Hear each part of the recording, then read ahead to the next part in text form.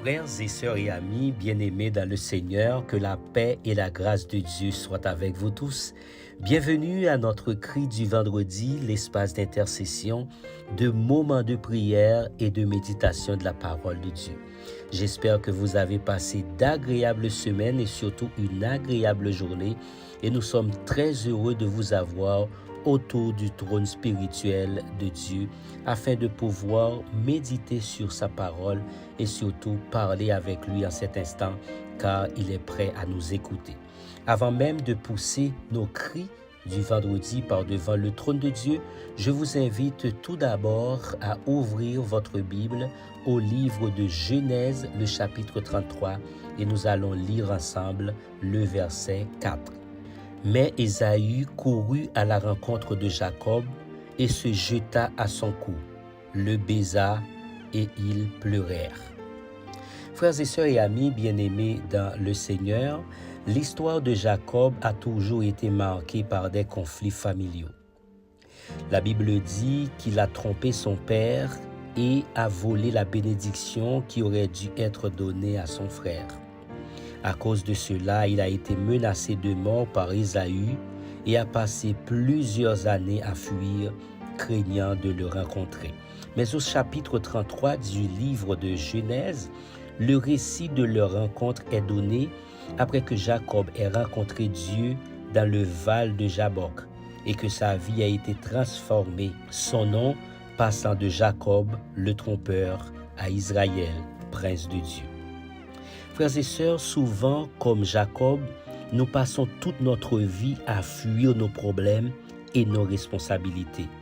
Nous pensons que le temps guérira nos blessures. Et laissez-moi vous dire ce matin, les relations brisées ne se rétablissent pas automatiquement.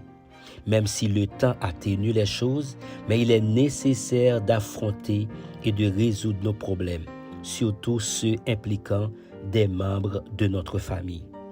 Jacob a réfléchi à ses actions et ce qui est intéressant, c'est que lorsque nous nous engageons à corriger nos erreurs, Dieu agit en notre faveur. Même si Ésaü était à la poursuite de son frère avec plusieurs hommes, quand ils se sont rencontrés, l'amour et le pardon ont prévalu. C'est pourquoi ils se sont embrassés et ont pleuré, exprimant ainsi leur réconciliation. C'est pourquoi je vous dis, frères et sœurs, si vous avez des problèmes familiaux, des problèmes qui sont surtout non résolus dans votre vie, des situations qui ont causé des querelles, des séparations, la première chose à faire est de prier Dieu pour que les murs de séparation qui ont été érigés soient remplacés par des ponts. Dieu ne veut pas que vous gardiez de la haine, du ressentiment dans votre cœur. Demandez au Seigneur que l'amour prévale dans votre maison, entre vos frères, vos parents, vos collègues et vos dirigeants. Ne laissez pas l'amertume dominer vos pensées.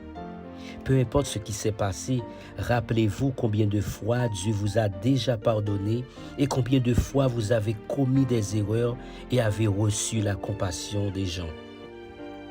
Apprenez, frères et sœurs et amis bien-aimés dans le Seigneur, à pardonner et à demander pardon. Ce que nous aimons le plus sont souvent ceux qui nous blessent le plus. Je suis sûr de ça, j'en suis conscient. Mais c'est pourquoi je vous demande que nous devons apprendre à leur pardonner. Inclinez-vous sensiblement pour la prière en ce moment. N'oubliez pas, c'est le cri du vendredi, l'espace d'intercession. Vous pouvez toujours laisser votre nom en commentaire, le nom des membres de votre famille et nous allons intercéder en votre faveur parce que la Bible dit, quand le malheureux crie, l'Éternel entend. Inclinez-vous sensiblement pour la prière. Nous prions avec tous nos frères et sœurs de moments de prière et de méditation de la parole de Dieu, sans oublier les sœurs Sarah et Léa, que Dieu puisse les bénir de façon extraordinaire.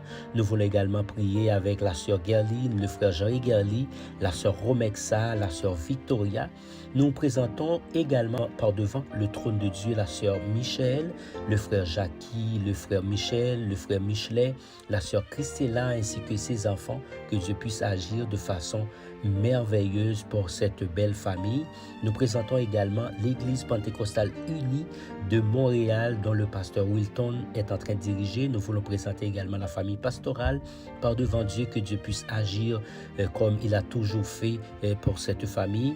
Nous présentons également nos frères qui ont fait des demandes de prière, le frère Noël, par devant le trône de Dieu, le frère Jeannot, le frère Élie, et nous présentons également le frère Sergio, le frère Tony, et toutes les personnes qui font partie de cette belle famille de moments de prière et de méditation de la parole de Dieu. Nous demandons à Dieu d'intervenir en leur faveur et surtout d'opérer des miracles pour eux. Inclinez-vous sensiblement, nous allons rentrer en prière maintenant. Seigneur notre Dieu, merci pour cette belle journée que tu nous as permis de passer en bien et pour toutes les bénédictions que tu as versées sur notre vie. Aujourd'hui, je m'approche auprès de toi avec la vie de nos frères et sœurs de moments de prière et de méditation de la parole de Dieu.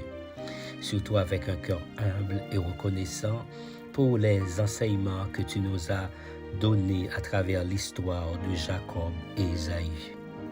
Seigneur, nous reconnaissons qu'il y a des conflits non résolus dans les familles, surtout dans la famille de nos frères et sœurs qui nous écoutent en cet instant. Mais nous te demandons, ô notre Dieu, ô notre Père en Jésus-Christ, que tu puisses, Seigneur, intervenir en leur faveur. Je prie pour la force et le courage pour ces personnes, afin que ces problèmes, Seigneur, qu'ils puissent les aborder avec amour et compassion.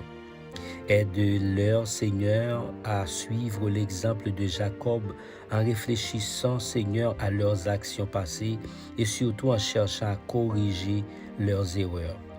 Que ton Esprit Saint guide leurs paroles et leurs actions dans la recherche, Seigneur, de la réconciliation. Éternel, notre Dieu, notre Père en Jésus-Christ, je prie pour que tu brises les murs de séparation qui existent entre les membres de ces familles et que tu construises des ponts d'amour et de compréhension. Accorde-nous, Seigneur, à tous le don du pardon comme tu nous as pardonné. Que ton amour prévale dans notre maison, dans toutes nos relations familiales, que nous puissions être des instruments de paix et de réconciliation, reflétant ta grâce et ton amour infini. Je te confie, Seigneur, les situations de tous nos frères et sœurs de moments de prière et de méditation de la parole de Dieu. Ceux qui ont fait des demandes de prière et ceux non plus qui n'ont pas eu le temps de le faire ou qui ne veulent pas, Seigneur, exposer leur vie par devant les autres. Mais Seigneur, tu les connais beaucoup plus que nous et tu agiras en leur faveur. Nous te demandons, notre Dieu, d'agir pour eux, nous sachant que tu es fidèle et que tu as le pouvoir de restaurer ce qui est brisé. Que ta volonté soit faite dans leur famille, dans leur vie, Seigneur. Au nom de Jésus, nous t'en prions, lui qui vit et qui règne au siècle des siècles. Amen et Amen. Voilà qui met fin à cette session de prière, le cri du vendredi, votre rendez-vous hebdomadaire pour prier le Seigneur.